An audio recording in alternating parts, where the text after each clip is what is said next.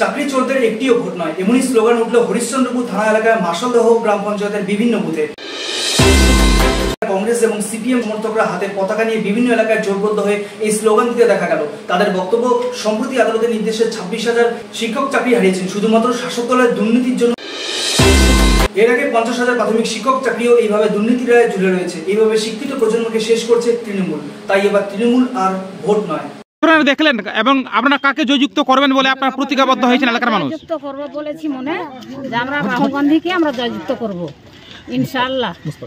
মুস্তাক আলমকে আমরা জয়যুক্ত করব। মুস্তাক আলম জিততে পারবে, কতটা আপনারা আশাবাদী? আমরা 100% আশাবাদী। আপনার নাম? আমার নাম নুরবানু। আপনি কোন বুথের ভোটার? তালগাছি পশ্চিম পাড়া। বলছে আপনি কোন দলকে সমর্থন করলেন?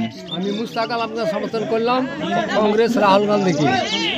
কতটা আশাবাদী যে মুস্তাক আলম এই রাজনীতিময় লড়াই জিততে পারবে? 50,000 ভোটে 50,000।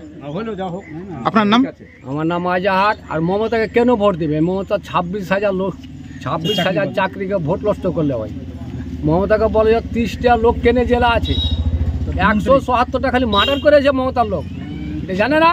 উঠে থেকে ভোটটা পাই ওই চুরি করা চোর ছাড়া আর কোনো গতি নেই, সবই চোর। ওর গোড়া আগাল থেকে সবই চোর। ভোটটা কোথা থেকে হবে?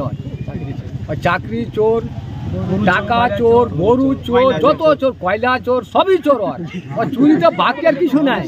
মানুষ খেপে গেছে, মুস্তাক আলমকে ভোটটা দিবে বিপুল ভোটে, আর রাহুল গান্ধীকে যে গদিটা পাল্টাবে।